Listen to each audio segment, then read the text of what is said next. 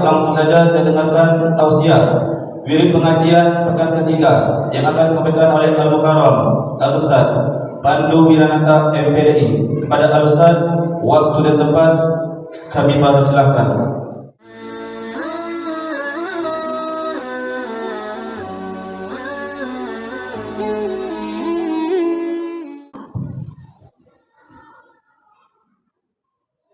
Bismillahirrahmanirrahim. Assalamualaikum warahmatullahi wabarakatuh.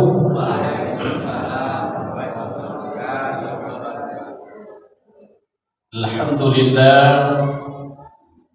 alhamdulillahillazi khalaqal insana wa 'allamahul bayan wa an'ama 'alaina bi ni'matil imani wal islam. Asyhadu an la ilaha illallah wahdahu la syarika lah wa asyhadu anna sayyidana Muhammadan 'abduhu wa rasuluh. Allahumma shalli wa sallim wa barik ala sayyidina Muhammadin wa ala alihi wa sahbihi wa man tabi'ahum bi ihsanin ila yaumiddin, amma ba'd. Bapak-bapak, ibu-ibu, kaum muslimin wal muslimat, jemaah salat maghrib yang dimuliakan Allah, mudah-mudahan dalam keadaan sehat selalu. Amin ya rabbal alamin. Bapak Ibu yang dimuliakan Allah Subhanahu wa taala, pada malam yang berbahagia ini ada yang perlu kita pahami, di mana bahwa seluruh amalan yang kita lakukan itu akan diminta pertanggungjawaban di hadapan Allah Subhanahu wa taala. Setelah kita Islam balik ke berakal, maka ada malaikat kiri kanan kita yang senantiasa mengikuti kita, Bapak Ibu. Jadi kemanapun kita setelah Islam, setelah kita balik, setelah kita berakal, maka ada dua malaikat kiri kanan kita yang akan menjaga kita, yang akan menulis amal kebaikan dan kejahatan kita. Bila kita kenal dengan malaikat raqib dan atid. Bapak Ibu yang berbahagia, itu sudah kita dicatatnya. Maka oleh sebab itu,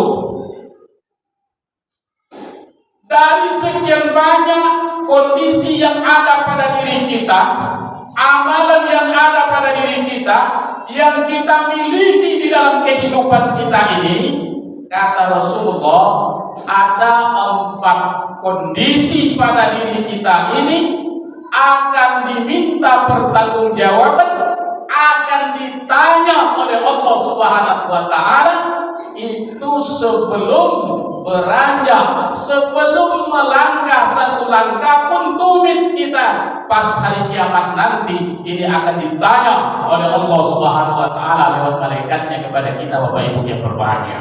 Coba dibayangkan, pas kiamat dunia belum kita melangkah satu langkah pun setelah diciptakan Allah kembali, maka pertanyaan ini datang kepada kita, Bapak Ibu yang berbahagia. Apa yang ditanyakan kepada kita? Kata Rasulullah sallallahu alaihi wasallam, la tazulu qadama 'abdin fi yaumil qiyamah hatta yus'ala an arba'in.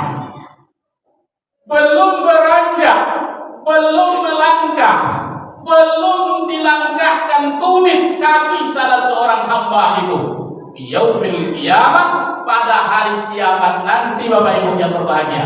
Jadi belum lagi kita ini melangkah, maka kata Rasulullah, yus'alu an arba'in, akan ditanyalah mereka itu tentang 4 perkara kepadanya. Bapak Ibu yang berbahagia, itu akan ditanya nanti yang 4 perkara itu kepada kita. Coba bayangkan oleh kita, kan banyak ini amalan kita, banyak perbuatan kita, Bapak Ibu yang berbahagia, hari-harinya umur kita 60, 70, 40, tentu banyak yang dapat kita lakukan. Lalu akan ditanya oleh Allah lewat para malaikatnya kepada kita. Apa yang pertama kata Rasulullah sallallahu alaihi wasallam itu ditanya kepada kita? An umrihi bima abnahu. Yang pertama ditanya nanti Bapak Ibu tentang umur ulama yang sampai 40 tahun, 50 tahun, 70 tahun itu akan ditanya nanti, kemana engkau habiskan? Itu pertanyaannya nanti yang pertama, Bapak Ibu yang berbahagia. Jadi umur kita kemana kita habiskan? Yang sekian lama itu untuk apa kita lakukan? Makanya orang yang baik adalah orang yang bermanfaat kepada seseorang dalam kehidupan ini, panjang umurnya, baik amalnya, bermanfaat bagi orang. Itulah umur seseorang yang bermanfaat dalam kehidupan. Karena Bapak Ibu yang berbahagia, kita yakin dan percaya umur itu tidak ada satu pun yang tahu di antara kita. Menjadi rahasia Allah Subhanahu wa Ta'ala. Tak ada satu pun yang mengerti kapan kita meninggal dunia, kapan kita dipanggil Allah Subhanahu wa Ta'ala. Tak ada satu pun. Tapi kita yakin dan percaya bahwa seluruh kita ini akan ada ajalnya masing-masing. Tak perlu kita panjang dalilnya. Lihat saja kiri kanan kita hari demi hari, mungkin waktu demi waktu. Apabila seseorang meninggal dunia, sering kita ucapkan inna lillahi wa inna ilaihi raji'un. Kullu nafsin za'iqatul maut. Itu kita ucapkan Bapak Ibu kan? Selalu kan? Inna lillahi, sesungguhnya kita ini milik Allah dan sesungguhnya kita ini akan kembali kepadanya. Maka kullu nafsin za'iqatul maut, seluruh yang bernyawa, seluruh yang memiliki nafas turun naik ini, maka itu pasti akan mengalami kematian. Yang pertama dipertanyakan nanti oleh Allah, ilmu umurmu kemana engkau habiskan, untuk apa engkau pergunakan umur yang telah lama yang engkau pakai itu. Ya Bapak Ibu yang dimuliakan Allah Subhanahu wa Ta'ala, gunakanlah umur yang begitu mulia berikan Allah untuk ibadah kepada Allah, untuk beramal kepada Allah, persiapan kita di hari akhirat kelak nanti, karena itu akan diminta pertanggungjawaban di hadapan Allah. Itu yang pertama yang akan dituntut. Belum beranjak gaji, kita sudah ditanya nanti tentang itu. Lalu yang kedua yang akan ditanya, an ilmihi bima fa'alabi, tentang ilmu yang kamu tuntut, untuk apa kamu perbuat. Kamu menuntut ilmu kan? Kata Allah, kamu mencari ilmu kan di dunia ini, untuk apa yang kau gunakan? Apakah ilmumu untuk membohongi orang? Apakah ilmumu untuk menipu orang? Atau bagaimana? Apakah ilmumu untuk korupsi? Apakah ilmumu untuk membodohi orang? Maka itu akan diminta pertanggungjawaban terhadap ilmu yang kita lakukan. Sehingga ilmu itu begitu mulia Bapak Ibu yang berbahagia. Salah satu amal jariah yang senantiasa mengalir adalah ilmu yuntafa'u bih, ilmu yang bermanfaat. Itu yang mengalir tulang berulang kita di alam barzakh. Maka ilmu yang kita tinggalkan berguna bagi orang, maka akan mengalir pahalanya kepada kita. Begitulah dia mulianya kalau ilmu kita pergunakan dalam kehidupan ini. Ya Bapak Ibu yang dimuliakan Allah Subhanahu wa Ta'ala. Jadi sebab itu gunakanlah ilmu yang kita miliki. Karena ilmu itu tidak mesti sebenarnya yang bermanfaat, yang jariah mengalir dia sampai ke akhirat sana, itu bukanlah ilmu agama saja Bapak Ibu. Seluruh yang bermanfaat maka itu akan mengalir pahalanya kepada kita jariah dia. Bapak Ibu yang dimuliakan Allah, apapun ibu tidak punya ilmu secara di bangku kuliah ataupun di bangku pendidikan, tapi ada ilmu yang lain bermanfaat bagi orang, dia laksanakan, kita akan mengalir pahalanya kepada kita. Itu yang kedua yang akan nanti ditanya oleh Allah kepada seseorang itu. Lalu yang ketiga, kata Rasulullah SAW, an malihi min aina tasabahu bi fima anfaqahu, tentang hartamu yang banyak, rukomu yang banyak, sawitmu yang luas, rumahmu yang besar bertingkat, dan harta yang lainnya, emasmu banyak, uangmu di bank sana. Katanya harta yang dimiliki itu, pertama pertanyaannya, dua dia pada itu Bapak Ibu, min aina tasabahu, dari mana engkau dapatkan harta yang begitu banyak? Dari mana engkau usahakan? Halalkah cara mendapatkan? Benarkah cara mendapatkan? Apakah karena menipu orang? Apakah karena korupsi? Atau kamu bodoh-bodohi orang? Dapat bukan hak kamu tapi hak orang. Itu akan diminta pertanggungjawaban nanti. Yang pertama itu ditanya dulu, seketika kita kiamat dunia nanti Bapak Ibu yang berbahagia. Ini luar biasa pertanyaannya itu. Lalu lolos pertanyaan ini, dari mana engkau dapatkan harta yang begitu banyak? Setelah itu pertanyaan, wa bima anfaqah, dan kemana pula harta yang begitu banyak ini engkau dapatkan? Engkau dapatkan harta yang begitu banyak ini, anfaqah, kemana engkau belanjakan? Untuk apa engkau gunakan? Harta yang banyak apa gunanya? Apakah untuk huru-hara, ataukah hanya untuk yang lain yang tidak bermanfaat? Adakah engkau zakatkan? Adakah engkau infakkan ke masjid? Adakah engkau jadikan untuk keperluan umum atau lain sebagainya? Maka itu akan diminta pertanggungjawaban. Jadi kalau harta ini Bapak Ibu yang berbahagia, itu dua dia pertanyaannya, dari mana engkau dapatkan, kemudian kemana engkau belanja. Yang terakhir kata Rasulullah SAW yang keempat, an jismihi bima ablahu, rawahu Tibrani, tentang anggota tubuhmu, badanmu, jenismu, jisimmu, mulai dari ujung rambut sampai ujung kaki. Allah sempurnakan ciptaanmu. Untuk apa engkau pergunakan? Mata yang Allah berikan sesempurna mungkin, telinga Allah berikan, pemikiran Allah berikan, hati Allah berikan, tubuh yang gagah, kemudian cantik dan lain sebagainya Allah berikan, sehat lagi. Untuk apa dipergunakan dalam kehidupan ini Bapak Ibu yang berbahagia? Itu akan diminta pertanggungjawaban oleh Allah Subhanahu wa taala.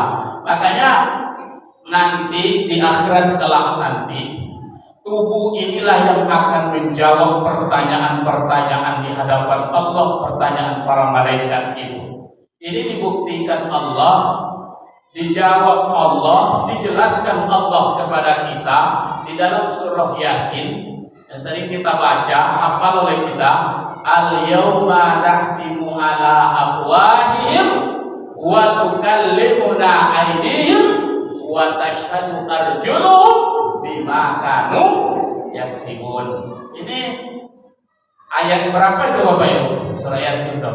Al-yawma nahtimu ala afwahihim wa tukallimuna aydihim wa tashhadu arjuluhum bima kanu yaksibun. Ayat 65 kalau tidak salah. Bapak Ibu yang berbahagia, apa kata Allah di sana? Suatu hari nanti, itulah di akhirat kelak.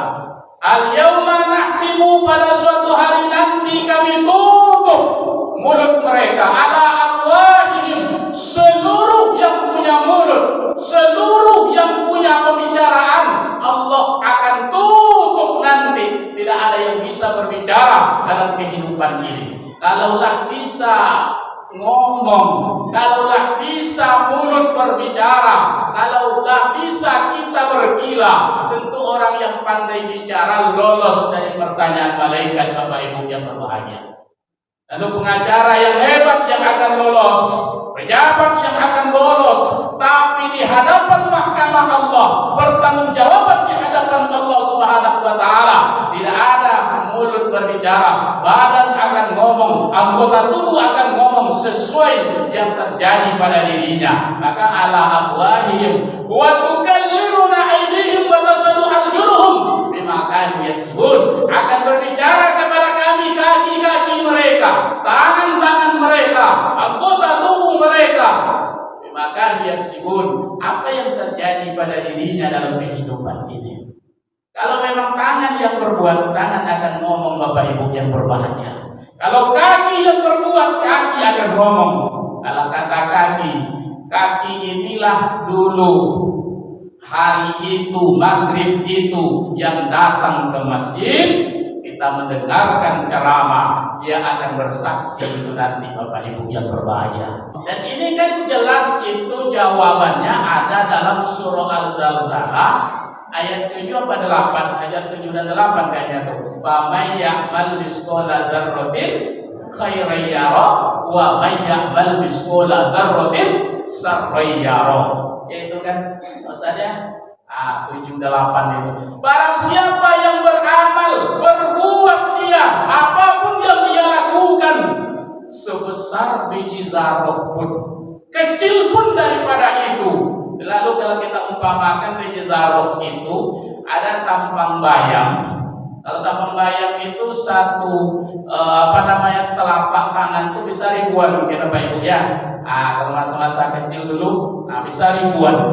Sekecil tampang bayam itu satu saja atau rambut ini dibelah 7, sebesar itu amal ibadah kita. Ya rohu, niscaya Allah akan perlihatkan itu kepada kita nanti. Maka dilihatkan layarnya, persis tidak bisa disensor, tidak bisa diapapun nampak oleh kita semuanya. Ayat berikutnya kan wa may ya'mal misqala dzarratin sarran yara. Barang siapa pula yang melakukan perbuatan kejahatan sekecil biji zarah pun bahkan kecil daripada itu, niscaya Allah akan perlihatkan ya roh, niscaya Allah akan perlihatkan itu kepada kita. Ya Bapak Ibu yang dimuliakan Allah Subhanahu wa taala, ini pasti Bapak Ibu Allah janjikan, Allah berikan kepada kita Al-Quran itu untuk kita renungkan dalam kehidupan ini.